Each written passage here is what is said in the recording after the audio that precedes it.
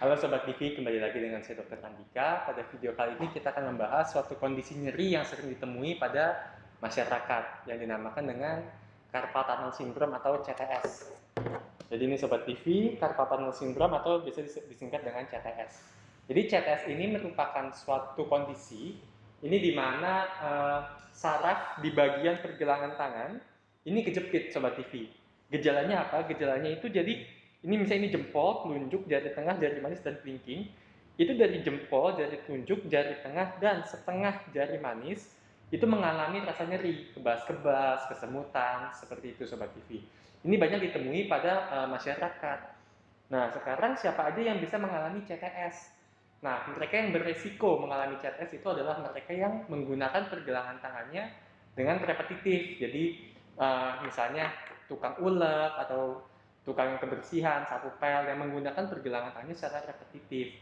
Kenapa seperti itu? Karena pada saat kita melakukan fleksi pergelangan tangan seperti ini ataupun ekstensi pergelangan tangan, itu tekanan di pergelangan tangan itu akan meningkat Sobat TV. Jadi kalau misalnya kita fleksi, tekanan di pergelangan tangan itu akan meningkat sekitar 8 kali lipat. Sedangkan kalau kita ekstensi seperti ini, itu meningkatnya sekitar 10 kali lipat. Sehingga apa? Sehingga saraf yang ada di area pergelangan tangan ini bisa terjepit Sobat TV. Lalu apalagi yang bisa beresiko menyebabkan terjadinya CTS, yaitu perubahan hormonal Sobat TV. Jadi misalnya ibu-ibu hamil itu beresiko mengenai terkena CTS. Lalu pasien-pasien dengan diabetes mellitus atau DM tipe 2 itu juga sering terkena CTS. Gejalanya apa saja CTS ini? Yang tadi terutama adalah nyeri pada jempol, telunjuk, jari tengah, dan juga setengah jari manis pergelangan tangan ya Sobat TV. Bukan punggung tangan, tapi telapak tangan, sorry. Jempol, jari telunjuk, jari tengah, dan setengah jari manis telapak tangan. Seperti itu. Dan biasanya terjadi pada malam hari. Kenapa pada malam hari? Karena biasanya pada malam hari itu posisi tangan kita lebih sering fleksi. Gitu ini sehingga yang tadi sudah dijelaskan tekanannya pada pergelangan tangan akan meningkat. Lalu apa saja gejala CTS? Nah, CTS itu ada yang ringan, ada yang sedang, ada yang berat. Secara umum begini, kalau dia yang ringan itu dia gejalanya hanya berupa nyeri-nyeri, kebas-kebas, kesemutan di daerah telapak tangan yang tadi sudah dijelaskan di 4 jari ini Sobat TV. Namun kalau dia sudah sedang, dia sudah meningkat lagi derajatnya, itu sudah ada gangguan motorik. Jadi misalnya untuk menggenggam gelas itu sudah susah, menggenggam botol itu sudah susah, sudah ada gejala-gejala motoriknya. Dan kalau yang berat itu sudah ada atrofi atau hipotrofi pada otot-otot tenar. Otot-otot di sini Sobat TV.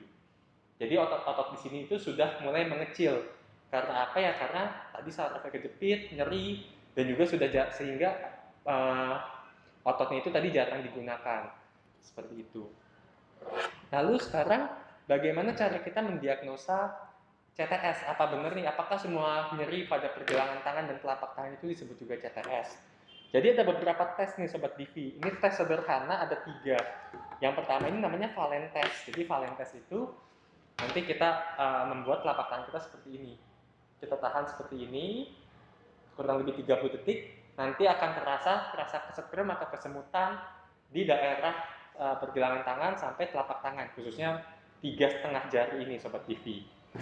Lalu ada namanya Tinel test. Nah, Tinel test itu jadi kita ketuk di area sini, area saraf yang kejepit tadi.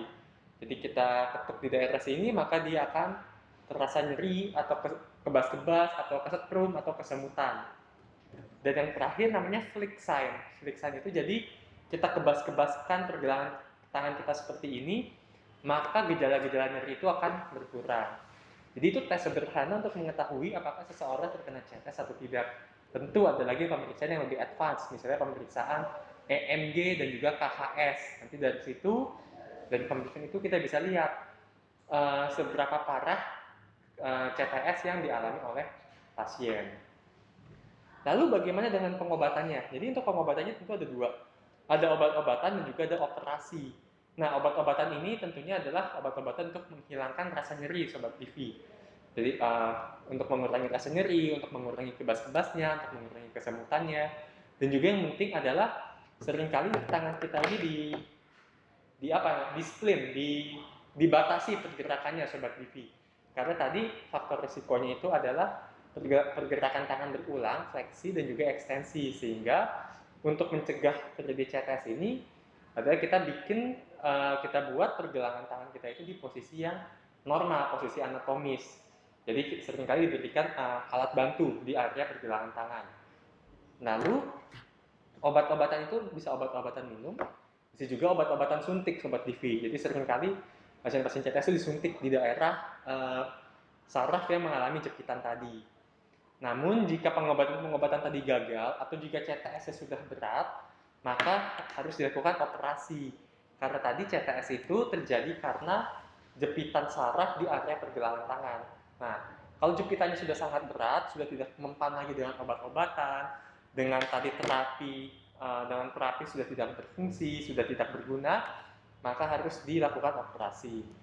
Namun Sobat TV, jika Sobat TV mengalami CTS, Sobat TV perlu berkonsultasi juga ke dokter. Jadi apakah harus minum obat, apakah harus disuntik, lalu tadi latihan atau rehabilitasi apa yang diperlukan untuk mengurangi nyerinya, bagaimana caranya agar pergelangan tangan ini dalam posisi yang normal, tidak banyak melakukan ekstensi dan juga fleksi, dan juga apakah harus dilakukan operasi atau tidak, serta pemeriksaan EMG, KHS, kapan perlu dilakukan.